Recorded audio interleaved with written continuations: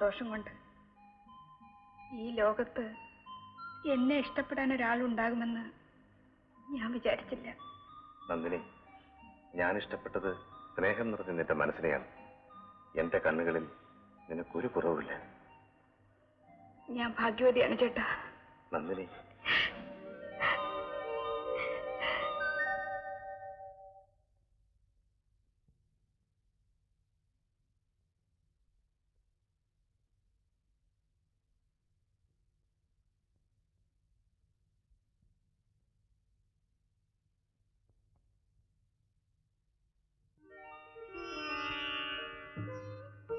ചേട്ടാ,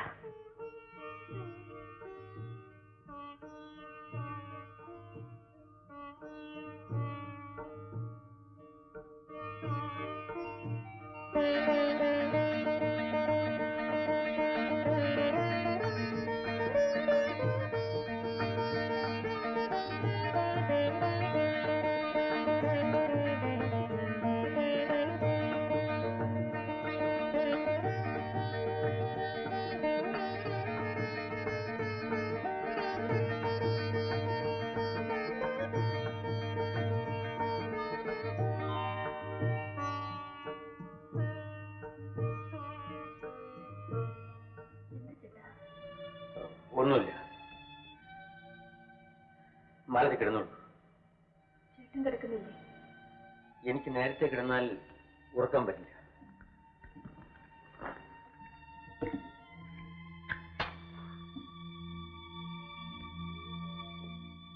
ഈ ദിവസം ജീവിതത്തിൽ എന്നും ഓർക്കുന്ന ദിവസമാണെന്ന് പറയാറില്ലേ? എന്താണ് ചേട്ടാ അങ്ങനെ? എനിക്കറിഞ്ഞൂടാ. ചേട്ടാ, മാലതി കിടന്ന് ഉറങ്ങിക്കൊള്ളാൻ പറഞ്ഞില്ലേ?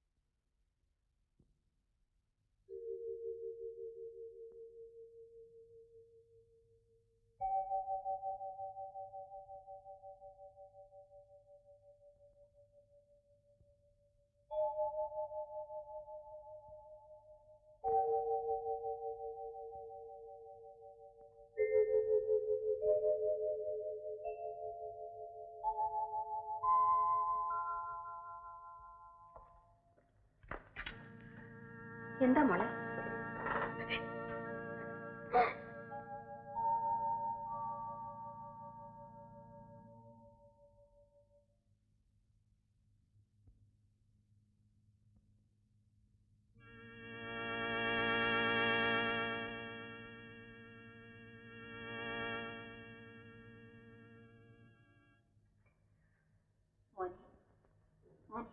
കാപ്പി.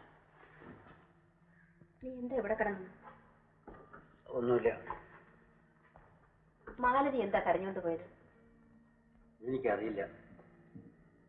ആദ്യ രാത്രി കഴിഞ്ഞ് ഭർത്താവിന്റെ മുറിയിൽ നിന്നും ഇറങ്ങിപ്പോകുന്ന ഭാര്യയുടെ മുഖം എങ്ങനെയിരിക്കുമെന്ന് എനിക്കറിയാം.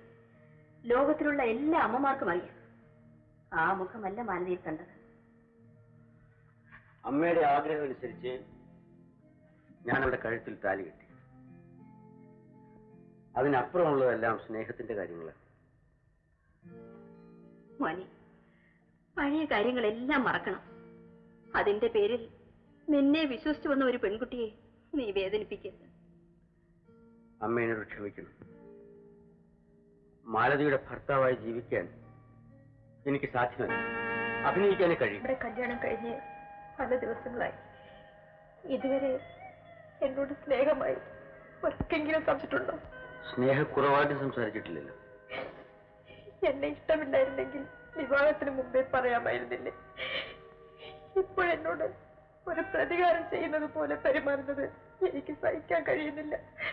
അതിന് തക്കവണ്ണം ഞാൻ എന്ത് തെറ്റ് ചെയ്തു? തെറ്റ് ചെയ്താലേ ശിക്ഷ അനുഭവിക്കാവൂന്നില്ല. ശരി ചെയ്തിട്ടും ശിക്ഷ അനുഭവിക്കുന്നവരുണ്ട്. ആ കൂട്ടത്തിലാണ് നീ ഞാൻ. കാരണം അറിഞ്ഞിട്ട് ശിക്ഷ അനുഭവിക്കുന്നെങ്കിൽ സാരമില്ല. ഒന്നും അറിയാനുള്ള ഈ അവഗണന മരണത്തിന് തുല്യമാണ് ചേട്ടാ. ഞാൻ മരിച്ചു കഴിഞ്ഞവനാണ്. ആ, എനിക്കൊരു കോൺഫറൻസിന് പോകണം. ഞാൻ നാളെ വരും. എവിടെയാണ് കോൺഫറൻസ്? അതല്ല, എന്റെ ഓഫീസ് കാര്യങ്ങളാണ്, നീ അറിയണമെന്നില്ല. ഭവാനിയമ്മേ, നിങ്ങളുടെ മകന് മറ്റൊരു പെണ്ണുമായി ബന്ധമുള്ള കാര്യം നിങ്ങൾ മനഃപൂർവ്വം എന്നോട് മറച്ചു വെച്ചതാ.